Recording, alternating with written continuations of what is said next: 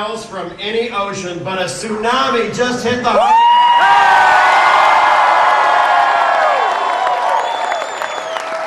My name is Kirk, and I'm going to replace Roland Burris.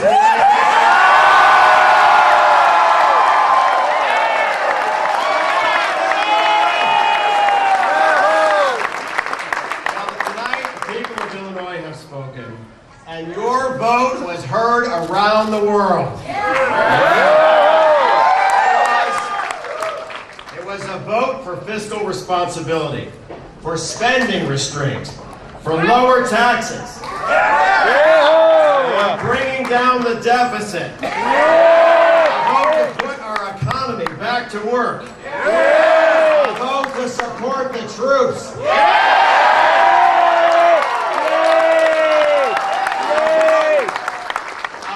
To defend our allies. And in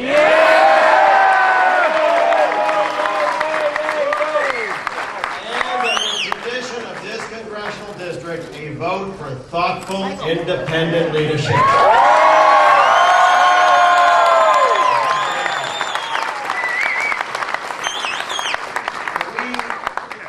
We saw dark days surrounding this Senate seat. Blagojevich tried to sell it. Democrats blocked a special election to fill it.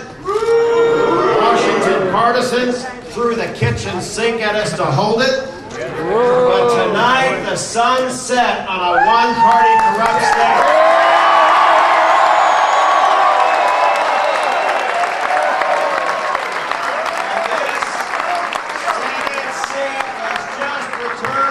Rightful owners, the people of Illinois.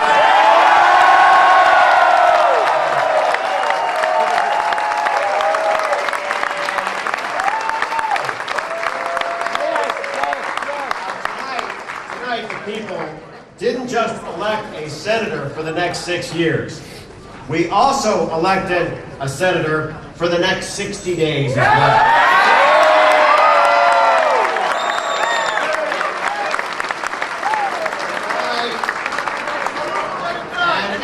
Your new senator, I pledge to oppose any non-essential, non-emergency spending legislation coming forward.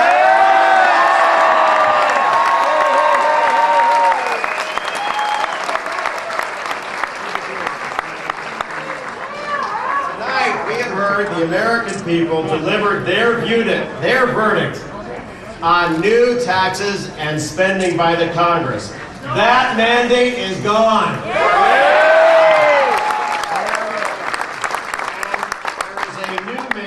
That enables Congress to bring spending discipline back to Washington to restore prosperity and confidence.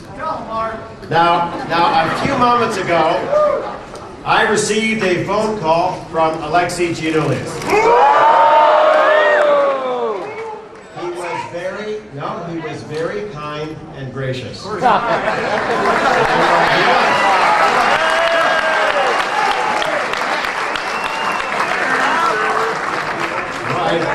I especially admire his mother, and I think she did a good job in many areas.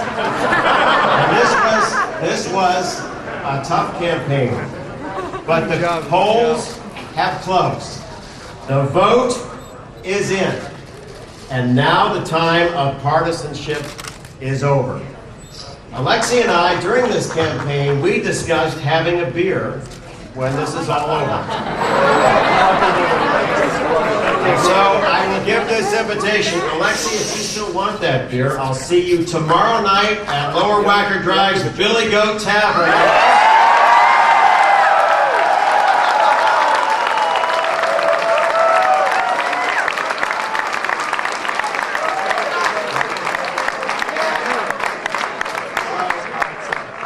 To Senator Durbin, we don't agree.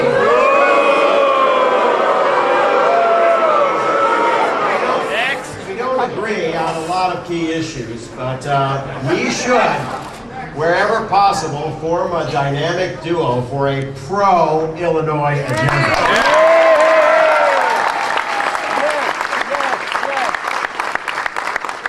And to the President, let me say, let's join together. Let's join together to move the country back to right of center.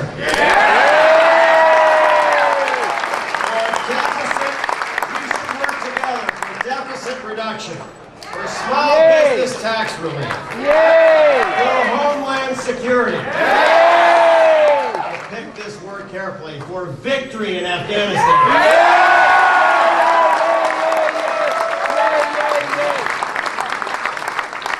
For Iran without nuclear weapons.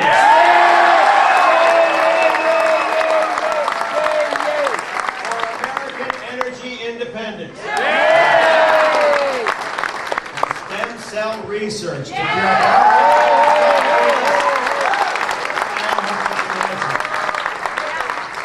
So I'm ready to roll up my sleeves and get to work.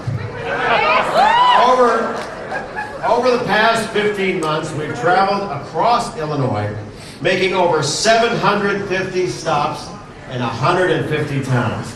We met with the men and women who support their families in Peoria at Caterpillar, in Moline at John Deere, in Decatur at ADM, and in Bloomington at State Farm. We've been to Rockford's Airport, to Quincy's Blessing Hospital, to the Springfield Medical District, the Gateway Mine in Coulterville, and the Prairie State Project in Marissa. We've heard from small business owners and family farmers, coal miners, manufacturers, job creators, and working families. Tonight, I stand before you as a fiscal conservative, a social moderate, and a national security help.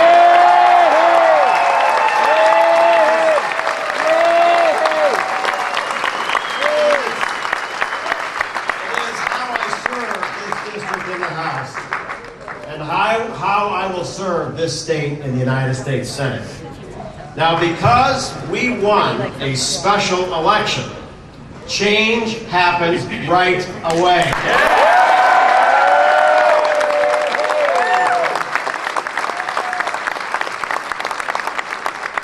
With this victory, I will seek a swearing-in ceremony as soon as possible to begin work right away.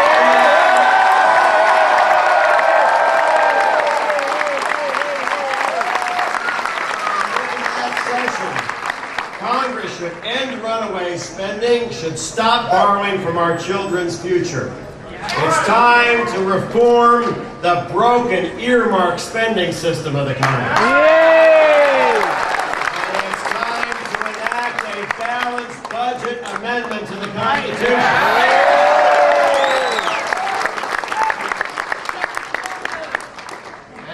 Work on our economic agenda for the future, I will be a senator for the entire state of Illinois. To Rockford, Peoria, Quad Cities, Springfield, Bloomington, Champaign, Quincy, Metro East, and all of Southern Illinois.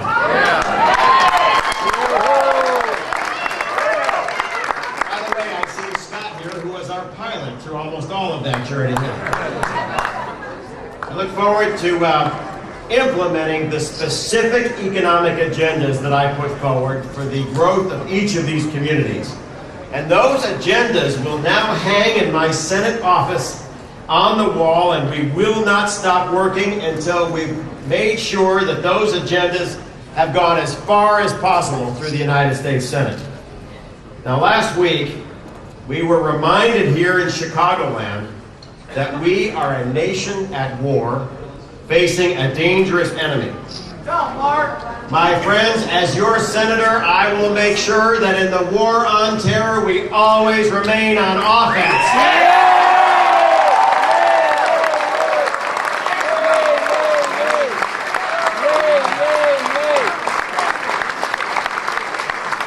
And in that spirit, we must enforce sanctions against Iran before it's too late. By cutting off Iran's supply of foreign gasoline. And there will be no greater friend of the state of Israel than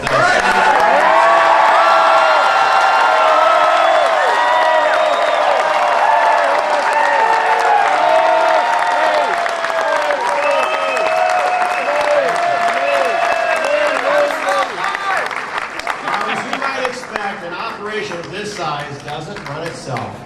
And I want to thank you all tonight. First, I want to thank the best campaign manager in the business, Eric Elf.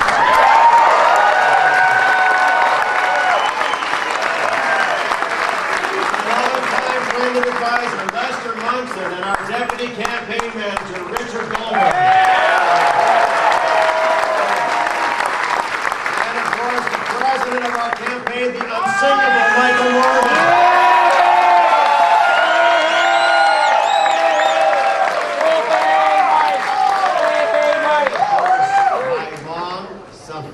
Mother Judy. Now,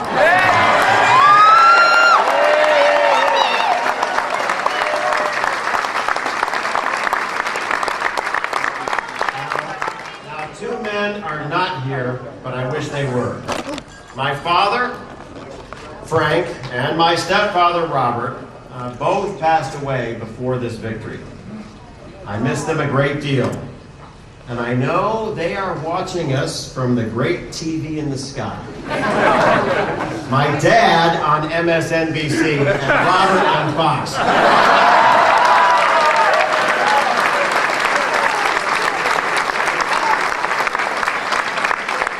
want to thank our communications team, Kirsten Kulkowski, Lance Trover, Ed Murphy, Andrew Dare, Ellie Midcalf, Sarah Walter, and Owen Kahn for doing a great job.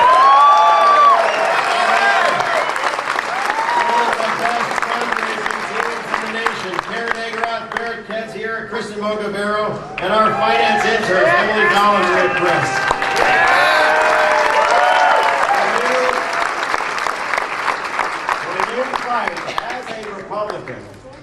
When you fight as a Republican in the state of Illinois, the only way you win is with the greatest get out the vote operation that ever existed.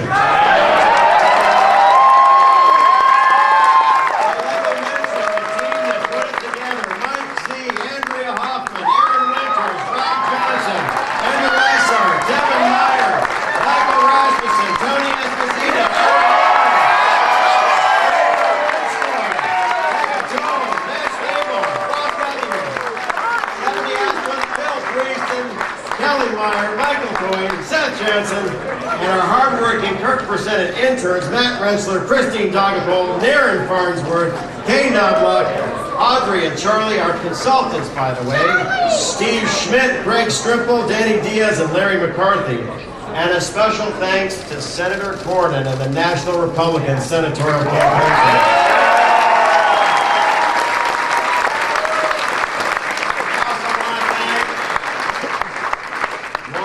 Successful chairman of the Republican Party we've ever had, Pat Brady. One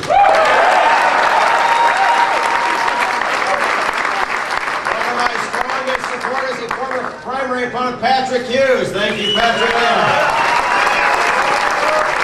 Randy Pollard of the County Chairman's Association. Rodney Davis, the director of Illinois Victory. Especially the man who stood with me when we launched this campaign. The last governor that we look forward to, I hope it's Bill Brady coming up, but Governor Jim Edgar.